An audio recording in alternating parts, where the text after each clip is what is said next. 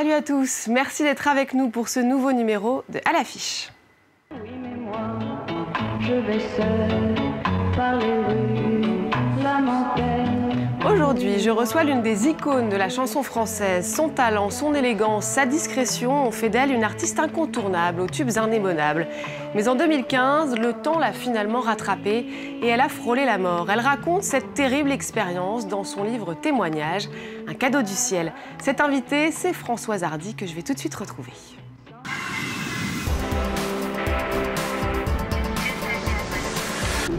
Françoise Hardy, bonjour.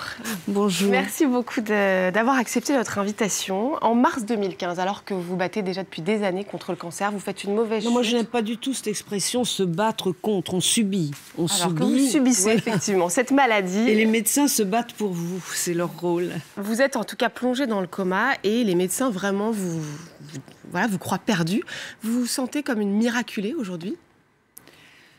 Je ne me sens pas comme ça, mais si je réfléchis à ce qui s'est passé, oui, en effet, je crois qu'on peut dire que je suis miraculée.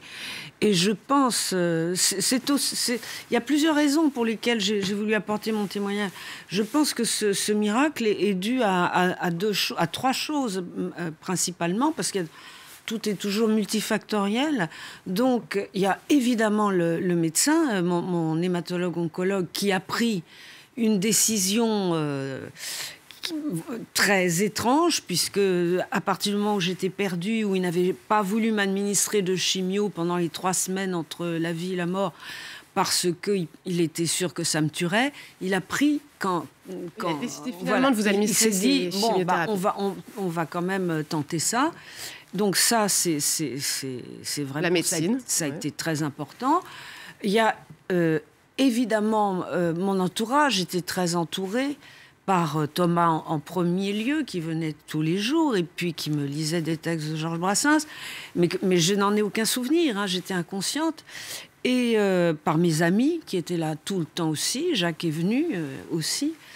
Et puis, j'ai 2 amies, une qui est au Brésil et l'autre qui est à la frontière suisse, qui ont un niveau de spiritualité extrêmement élevé et qui, chacune, ont alerté leur groupe de prière. Et donc, j'ai su qu'il y avait 2 groupes, un à Rio et l'autre, probablement pas loin de Genève, qui ont prié intensivement, comme ils le font chaque fois qu'ils sont alertés pour un cas comme ça, difficile. Et je pense que ça a été très important. On va parler justement de ces 3 éléments de votre guérison, parce que dans ce livre, donc un cadeau du ciel, vous racontez les semaines d'angoisse pour vos proches, vous racontez les traitements de la dernière chance, vous racontez la reconstruction après, les semaines passées à l'hôpital. Vous en faites un livre témoignage, où vraiment vous racontez tout sans détour. C'est pour aider aussi les malades, les gens qui traversent ça ? Oui, parce que c'est quand même stimulant de savoir que ces chimios qui nous font à tous tellement peur peuvent carrément vous ressusciter. Et puis surtout, pour moi, c'était important de témoigner de ce à quoi tout cela m'avait amené. En particulier, donc... la spiritualité. Oui, voilà, le fait d'approfondir, grâce à cet ami suisse, d'aller plus loin dans ce domaine-là, qui m'intéresse depuis très, très longtemps. C'est ça, j'allais dire. Avant ça, vous aviez déjà cet bien attrait sûr. pour la spiritualité. Qu'est-ce que cette expérience vous a appris, si vous reteniez une chose ? Non, mais moi, ce que je trouvais important, c'est... Comment dire, c'est très difficile de résumer à une chose, mais je trouvais important de faire part, d'une croyance, croyance, donc on peut ne pas croire parce que ça paraît tout à fait irrationnel, mais moi j'en suis arrivée vraiment à me dire qu'il y avait du vrai là-dedans, parce que la personne qui m'a parlé de tout ça, elle l'a vraiment vécu. Donc il y aurait... entre l'être humain et ce qu'on appelle Dieu, on ne sait pas ce que c'est Dieu véritablement, et ça a une signification différente pour chaque personne. Mais il y aurait une hiérarchie, un peu comme sur Terre, il y a une hiérarchie qui part du minéral pour aller à l'être humain en passant par le végétal et par l'animal.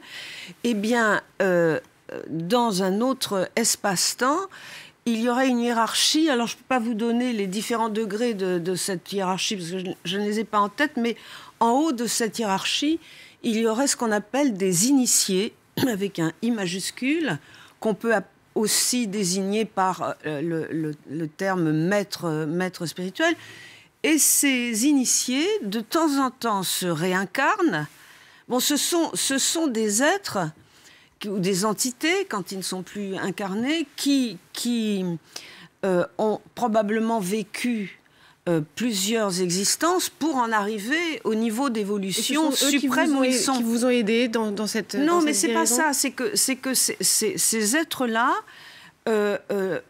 communiquent à certaines époques et dans certains endroits, communiquent des choses susceptibles d'aider les êtres humains. Alors, je sais que vous n'êtes pas fan des retours dans le passé, mais est-ce que vous nous autorisez à Ça dépend lesquels.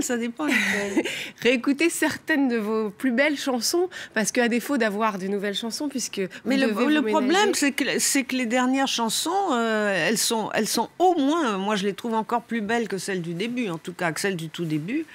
Et on ne les entend pas, donc c'est un peu dommage. Bon, c'est dommage. On va quand même faire... Vous voyez, ça, c'est pas incitatif. Ça n'incite pas à refaire un album à partir du moment quand on en fait un et que tout semble vraiment bien, de qualité. Personne, finalement, ne les connaît. On vous renvoie toujours à une petite chanson de rien du tout qui s'appelle Tous les garçons et les filles. Il faut faire un nouvel album et vous viendrez nous en parler. En attendant, quand même, on se fait plaisir en écoutant les tubes de Françoise Hardy. Mais si tu crois un jour que tu m'aimes, ne crois pas que tes souvenirs me gênent. Et cours jusqu'à perdre haleine, viens me retrouver. La rue m'habitue à n'être plus personne. Donne-moi une taffe de ton truc, ma taffe, qui vient des pays du riz pilaf. J'ai pas souvent l'occasion de partir. Tous les garçons et les filles de mon âge savent bien ce que c'est qu'être heureux. N'essayez pas de m'arracher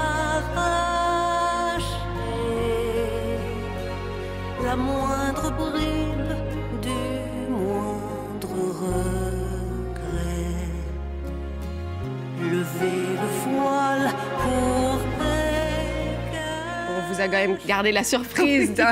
J'étais contente parce que j'aime beaucoup cette chanson dont la mélodie a été composée par Calogero, qui est un grand mélodiste quand il est inspiré. Bon, en tout cas, nous, ça nous donne envie de vous réentendre. Et votre parcours influence encore aujourd'hui de nombreux artistes qui vous citent en exemple. On peut citer Étienne Dao, Élodie Frégé ou la grande Sophie, qui aime... la grande Sophie fait tout à fait autre chose. Oui, mais elle aime, vous allez l'entendre, elle aime la mélancolie que dégagent vos chansons. Écoutez-la. Cette mélancolie qui n'était pas dans les années 60, il y avait qu'elle, les années 60 étaient très joyeuses, et elle s'est tenue à ça. Je pense que ça fait partie de son caractère, ça fait partie de ce qu'elle est. Elle a apporté, je pense, tout ce thème aussi qu'elle a sans cesse décliné, qui est cet amour impossible. Pour moi, Françoise Hardy, c'est l'expression des sentiments à fleur de peau aussi. Les sentiments à fleur de peau, ça vous va bien? Je trouve que vous parlez beaucoup de sentiments. Vous avez parlé de votre fils Thomas, vous parlez aussi de Jacques Dutronc, que vous appelez votre mari dans le livre. Mais oui, parce que c'est mon mari. Mais oui, vous êtes séparés depuis longtemps. C'est étrange, et puis je n'aime pas du tout l'expression mon mari. Mais bon, on ne peut pas désigner tout le temps quelqu'un par son prénom, c'est plus Mais simple. vous revenez en tout cas sur l'amour plus globalement, et justement sur le fait que longtemps pour vous, c'est plaisir rimer avec le mot souffrir. Oui, alors vous faites allusion au passage où je dis que la langue française est très... Oui. Et pas seulement la langue française, est très très paradoxal dans la mesure où chaque fois qu'il est question d'amour, on utilise des termes ambigus qui être cher. En effet, voilà, l'être cher entre tous, donc qui va nous coûter en effet très cher sur le plan de toutes les déceptions, frustrations et autres. Et puis aussi, on tombe amoureux, hein, alors que normalement, être amoureux, ça transcende, ça devrait élever, l'amour devrait élever et pas faire tomber. Et on éprouve. Il y a l'idée d'épreuve, on éprouve des sentiments, on éprouve de l'amour. Il y a l'idée d'épreuve là-dedans. Mais vous n'en avez pas fini avec l'amour. Vous êtes une grande romantique quand même. Oh, alors ça dépend ce qu'on appelle amour. Oui, je suis à l'âge où l'amour est beaucoup plus désintéressé, sans du tout ces sentiments de possessivité, de jalousie, d'exclusivisme, par lesquels il est malheureusement le plus souvent accompagné quand on est très jeune.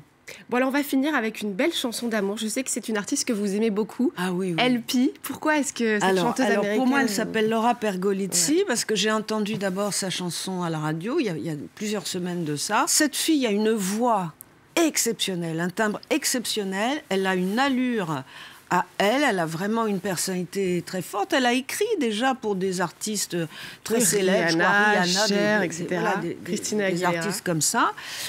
Et cette chanson, vous allez voir, on ne peut plus décrocher une fois qu'on l'a entendue. Vous nous donnez bien l'envie en tout cas. Merci beaucoup Françoise Hardy. Ça s'appelle Lost on You. Lost on You. Merci beaucoup Françoise Hardy d'être venue sur le plateau de À l'affiche et évidemment d'être venue nous parler de votre livre Un cadeau du ciel paru aux éditions Équateur. Et merci à vous de nous avoir suivis. N'oubliez pas de nous retrouver sur france24.com ainsi que sur tous nos réseaux sociaux. On se quitte donc avec Lost on You, extrait de l'album éponyme de la chanteuse américaine LP. Je vous laisse découvrir et vous dis à très vite.